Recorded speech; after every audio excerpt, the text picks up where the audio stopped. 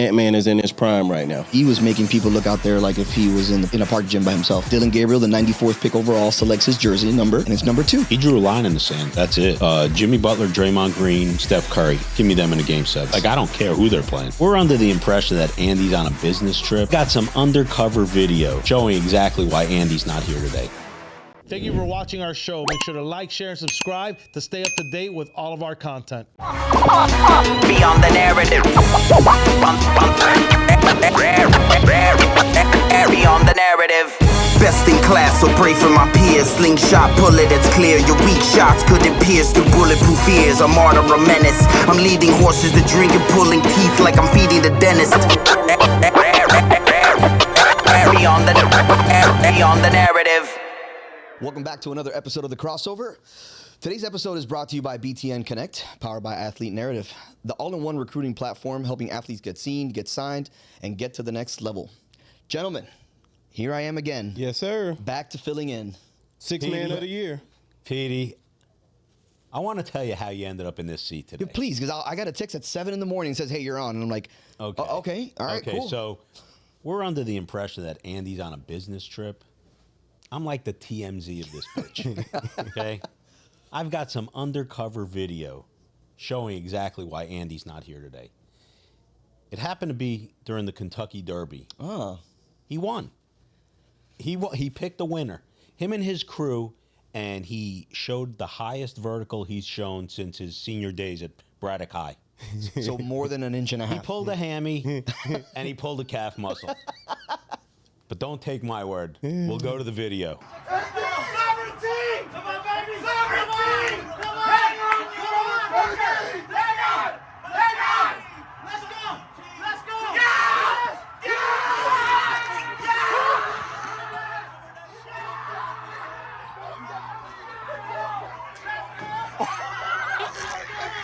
Let's go!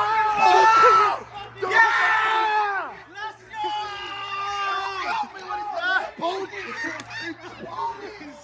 Let's go! It's a fucking pony! All right, so my main takeaway is, aside from Andy's vertical, I mean, it's not very high. He is tall, which is like an awkwardly tall, but like our boy Roger getting 9.2 centimeters off the ground. Well, hopefully he didn't crack a tile because those things are expensive. That was great.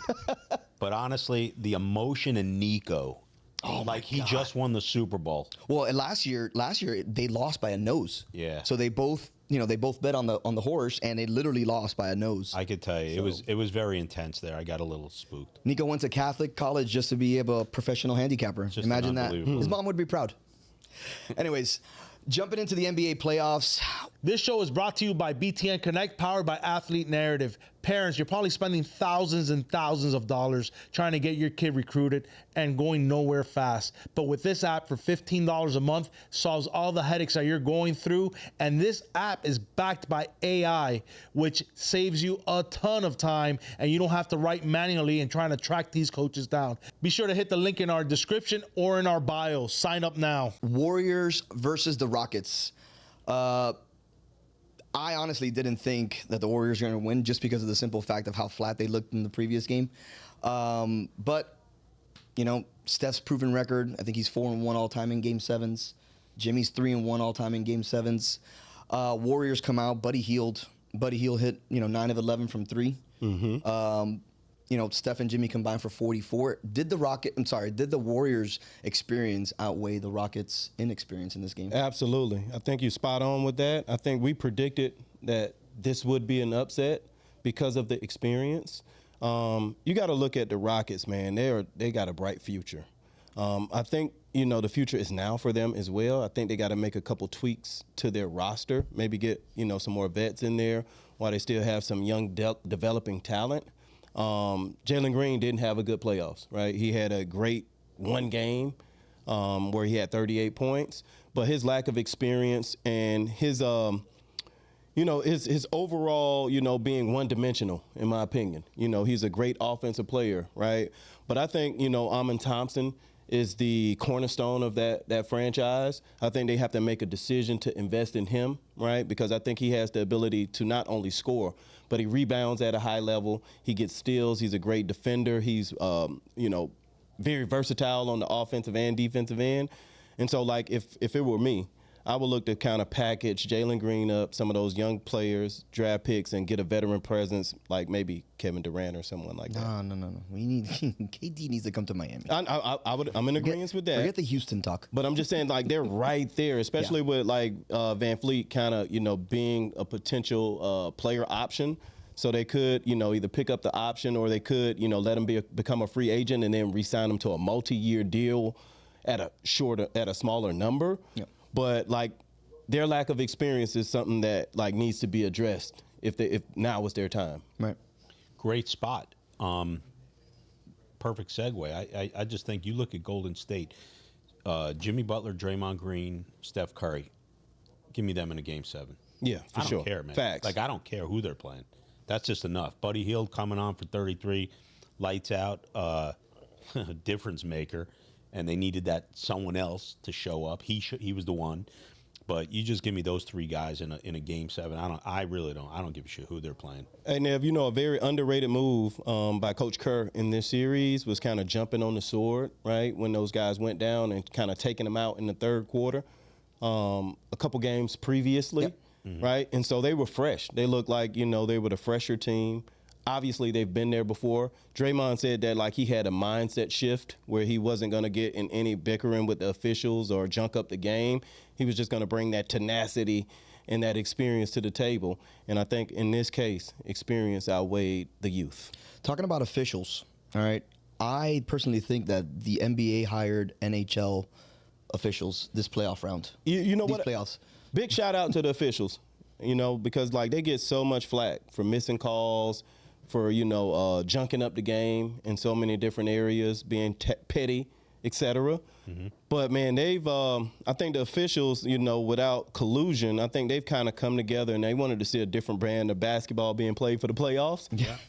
And so they're letting the guys play. Like, they're letting these young guys know that, like, hey, look, this is the playoffs. Right. Y'all not getting that, young fella. You got to play through it. And I think, big shout out to the officials because they're letting the players decide the game, not their whistles. Absolutely in agreement and noticeable. Like, I watched the guy from the Clippers, Zubac, however he pronounced his name, man, just getting beat up, and the ref's like, "Yo, keep playing, Keep going." And it was refreshing because enough with the ticky-tack shit and letting refs decide the outcomes of these games. Professional sports it's a brutal situation, man, and it is what it is. It's not for the weak. If it was, everyone would be doing it. Shout out to the OG refs out there. I see y'all representing. So looking ahead to the Warriors, they play the Timberwolves now. I don't know how I feel about this series. It can go kind of either way. I mean, I think Ant-Man is playing at a different level. I don't know that the Warriors have enough firepower. I mean, scratch that.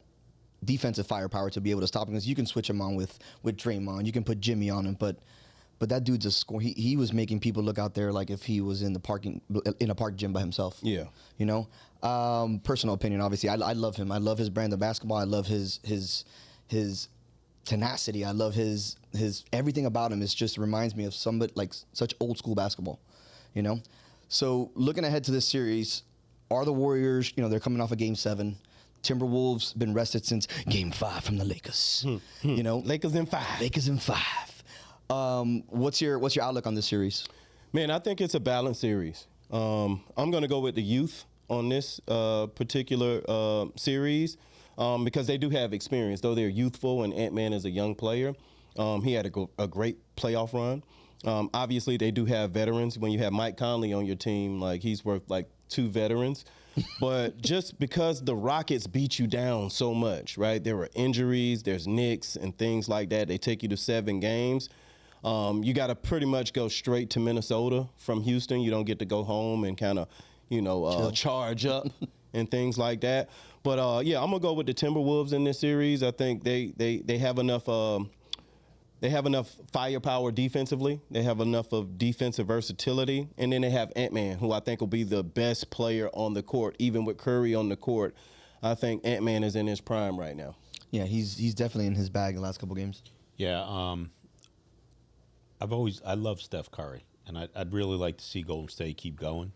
But I think Rudy Gobert in the middle for Minnesota becomes a big problem. I see a significant lack of height on Golden State's part. Right. Houston really took advantage of that, which is the reason why I think it even went 7. But I lean towards Minnesota, but I'm cheering for Golden State. Yeah, and then there's two storylines that I have to mention, right? Jimmy in Minnesota, right? They have something there, so he'll be incentivized with that. And then also you got to remember that, Draymond put Rudy, in the headlock, right? And so, like, I don't know if he got mind control over Debo or whatever the case may be. But those are two storylines that I'll watch for because, like, sometimes it's not just the physical battle, it's the, like, mental game. And I think those guys will be locked in. I think it'll be a balanced series, but I think eventually, the youth and the talent of Ant-Man wears the Warriors down. Same. Do you think the Warriors missed a Klay Thompson in this type of series? Well, I mean, look, Buddy Hield hit 9 threes last game, right? Yeah. It's like the most in, Game 7 history. Like, he's gone can't down do in the much better history than books. that. So, I mean, of course you miss Klay, just having that comfort level with him. I think what they're missing more so than anything is depth and size. Kuminga hasn't really been able to, like, crack the rotation and really get an opportunity to, impact, the game on both ends of the floor because he can't really get off the bench. And so, like, just with the depth, I think Minnesota has more pieces coming off the bench. I think they play their rotation. I think the guys know that they're going to play those particular minutes. And so they are more mentally prepared. Like when it's like a jack in the box and you just have to pop out and you might not play a game and then you have to get in the rotation, it's hard to catch a rhythm. And so I think, as great as Steve Kerr is, I think he hasn't really managed Kuminga in the right way. It's going to be tough. It's going to be a good series. I can't wait for it to start. So Pacers take game 1 over the Cavs. I mean, the Pacers just looked like an all-around better team. They get 29 off the bench from their bench players. I think it's really hard to win a game when you're getting 29 off the bench. You have everybody just scoring in that particular rotation there. Darius Garland was also out. His timeline is unloaned. What does this series look like if Garland can't play? Well, if he can't play, man, it's a very, Cleveland's in a very difficult situation. Obviously, anytime you lose an all-star, not just an all-star piece, but your point guard, right? The guy who facilitates, the guy who kind of creates, the guy who stretches the floor and brings that continuity. And so it puts more pressure on Donovan Mitchell to make plays for others. That's why, Evan Mobley didn't get, more than, 13 shots in that particular game. But I still think, I think during the playoffs, man, they have a unique way, training staffs have a unique way of getting guys healthy.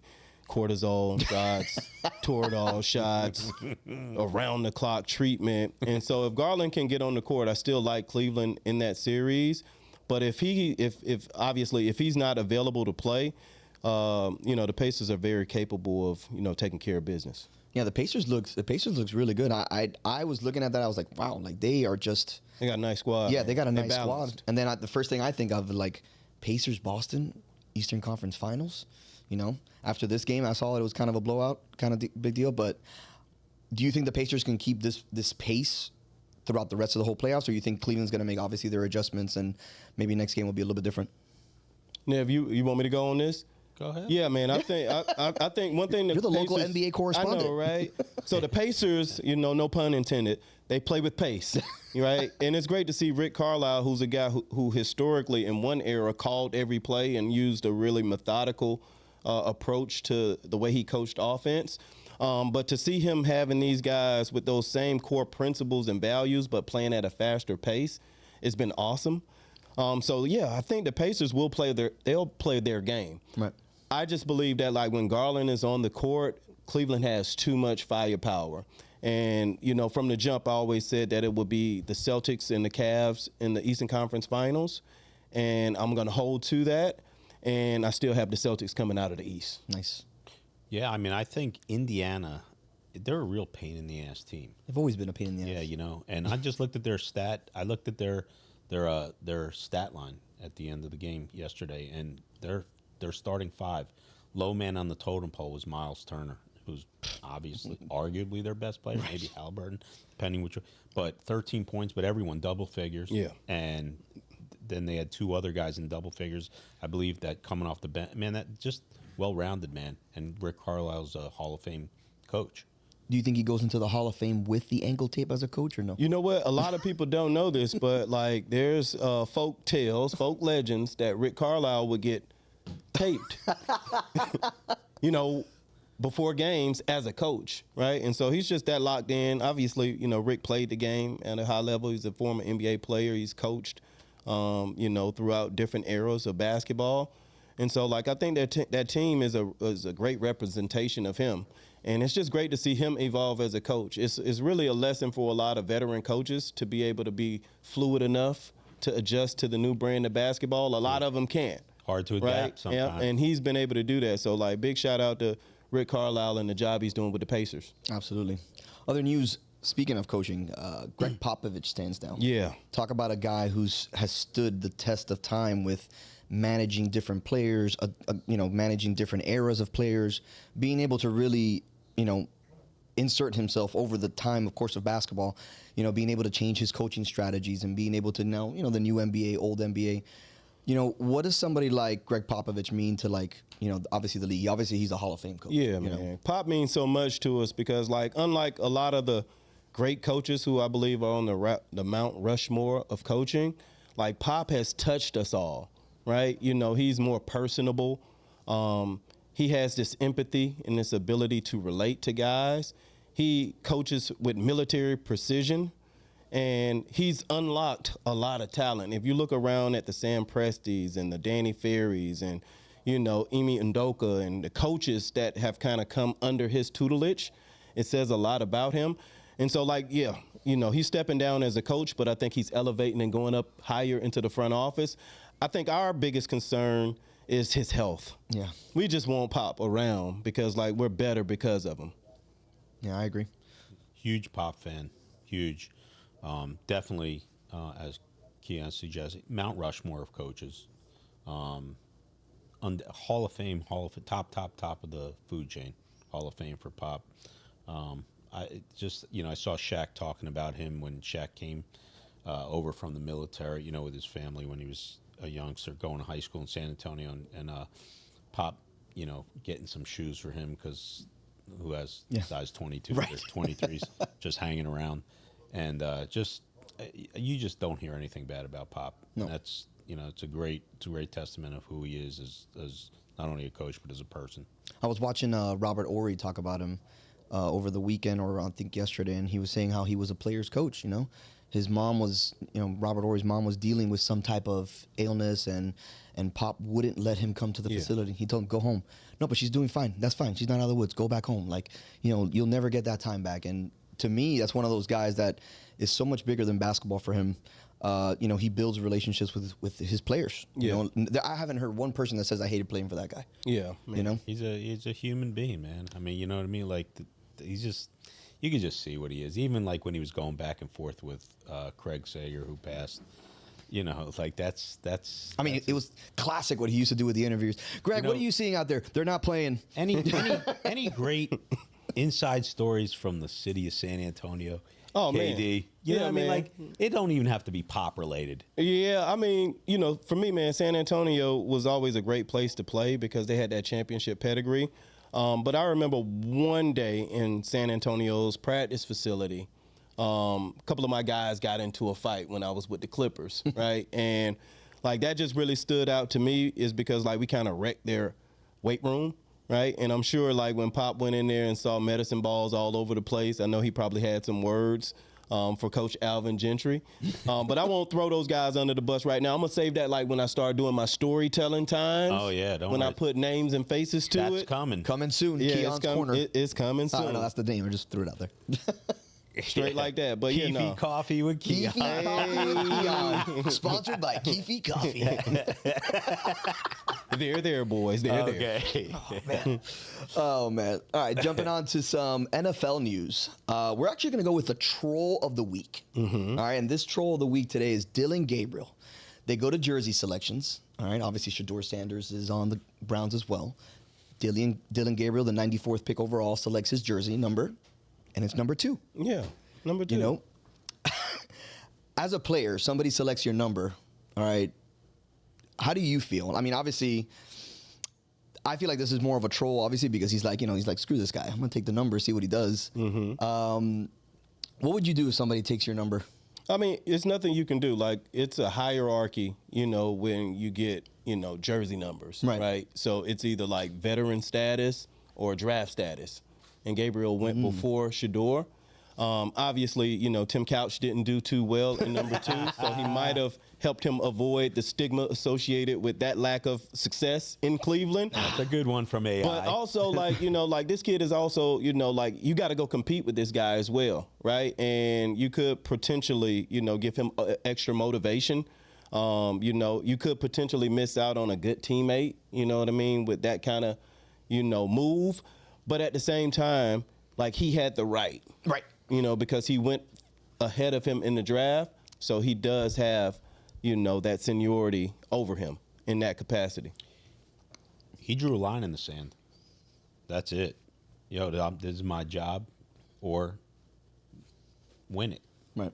And, I love it for the competition end Yeah, of man. it. Only from the competition end. Yeah. You know what I mean? Listen, he went 3rd round, which I was surprised. But I mean, he was at one point the quarterback for the number 1 team in the country. He was a Heisman runner-up MVP, a Heisman runner-up. His conference is a little weak. Whether Shedeur went in the 5th round or not, let's leave Shedeur out of the conversation. I thought 3rd round was very high for I agree. Gabriel. I agree. That's a non-Shedeur Sanders opinion. That is, I just thought that was high. He's not your prototypical quarterback. He's shorter.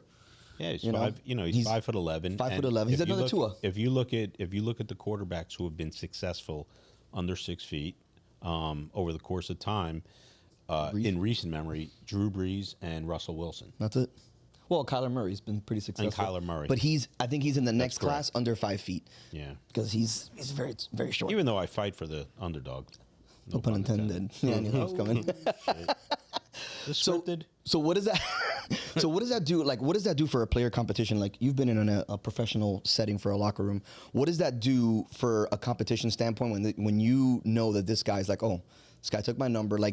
Does he look at it as an act of not act of war? It's kind of weird to say that, but does he look at it as an act of now we got something, me and you? No, not necessarily. What I'm saying is, can it be a healthy battle? Yeah, I think all battles in competition are healthy, whether you like the person or not. I think, it's good for the game when you compete for opportunities and for spots, right? It's a business at the end of the day. And then also, Gabriel could have been making a business decision. Maybe he took the number in hopes that you would, want to, buy the number off of me. Yeah. So he could have been looking at it as an investment. Ultimately, they got to go out there and they're young players. They're hungry and eager to prove themselves. They have to compete against one another. And I think ultimately, Shedeur will be higher on the depth chart than him, even though he went lower in the draft. Yeah, I think ultimately he's going to either be a backup or, I think he beats out Kenny Pickett. Listen, I'll tell you this: the veterans on that team or anyone who wasn't in this rookie class, all they want is a real quarterback. Right. That's it. They got a hellified defense. Yeah. Cleveland's not trash. They got a real good. They got a nasty defense. Mm-hmm. You know what I mean? And Nick Chubb may or may not come back depending what happens with his contract. But Cleveland gets a quarterback, they could be right in the mix. Yeah. And Nick Chubb's a beast, man. Yeah. There's rumors of him to trying to go to the Cowboys, but it's another up in flames team there. That's just we're not talking about the Cowboys. Nobody wants to talk about Cowboys. All right, and then speaking of jerseys, all right, how about the rookie in New York, Abdul Carter, request to have 56. Everybody knows that 56 is a no-no if you're a Giants fan. All right, there's only one LT. There's only been ever one LT, even after the other LT in San Diego, but he wore 21. All right, then he asked for number 11, also a no-no. Number 11's been retired since 1995, Phil Simms. All right, Phil Simms says, I'd be honored to wear the jersey. You wear it. But his family says, nah. Yeah. As a rookie, how do you ask for those two numbers? Well, I think because, if I'm not mistaken, I think Warren Moon is going to allow Cam to wear number 1. Yes. Right? And his jersey's retired. Yes, but Warren Moon himself gave it to him. Exactly. That's so a big I think that it's a copycat league. He saw that happen. Maybe he felt emboldened. Maybe he's trying to prophesy himself, into being, a guy who deserves to be in the Raptors. But like, look, just growing up in the 80s, I remember Phil Simms throwing the ball to Mark Bavaro, right? I remember LT, coming off that end, along with Carl Banks on the other side, right? Good time. And like for a cornerstone organization like the Giants, especially the old Giants, like sometimes you gotta just leave history alone and get your own number and make that into the new LT. Right. Huge nuts. Huge fucking nuts on that kid. That's like saying you're drafted by the Chicago Bulls. Is it okay if I wear number 23? Yeah. That's what Lawrence Taylor is to New York. Yeah. What Facts. Michael Jordan is to Chicago. Same comparison. No, not a big stretch of a difference. And then to ask Phil Simms, that's like asking Scottie Pippen for his 33. Man, get the fuck out of here. Is that my answer? Yeah, it's a pretty good answer. All right, good. Like I can understand the number 11 because he wore it in college, but like 56 Go is get your bold, own, man. bro. Listen, be great. Do your own thing. What are you, crazy? Yeah. It's a Mutombo moment. No. Rest in peace, bigger. No. It's not happening. Have you ever, speaking of Mutombo, just as a quick one-off, have you ever seen the Jimmy Fallon mean tweets? I have not. Oh my God. Okay, I'm gonna send you one. All right, just so you can get the twist of it. So these are tweets that people write about, like famous people. So one of the guy writes, he goes, and meanwhile, Dikembe Mutombo is reading it. So they read their own mean tweets.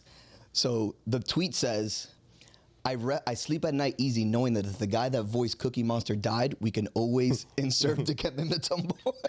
No. And what a great man. Oh man, he's so cool. What a great man. I've met him twice actually. My first tech in the NBA is after I dunked on Mutombo. I'm one of the few who have climbed Mount Mutombo on the basketball court. Attaboy. And I hit him with the no, and then I got my first tech. Damn it. Oh wow, that's Alvin a Gentry great said, story. "Hey, it's okay, Keyon. I'll pay your tech." By the way, Keyon, 13 years in the league, 8 techs. 8 techs, man. Model citizen during that time. An example. in That's a role space. model. Yeah, during that time in space. All right, jumping into our last segment. It's not really much of a segment. It's just the way that I want to end the show. Panthers versus Maple Leafs. I love me some playoff hockey. Every LED light in my house is red in support of the Panthers. Okay. So with that being said, fuck the Maple Leafs. Hey. Yeah, listen, we're the defending champs. Oh yeah. They not like us. We talk shit. Really excited for that game. I mean, there's a bunch of other games in the NHL today, but who gives a shit? Great ending. That's it. Fuck off, San Diego. All right, boys, we're out of here. We out. Beyond the narrative. Beyond the narrative. Best in class, so pray for my peers. Slingshot bullet, it's clear. Your weak shots couldn't pierce through bulletproof ears. A martyr, a menace. I'm leading horses to drink and pulling teeth like I'm feeding the dentist. Beyond the narrative.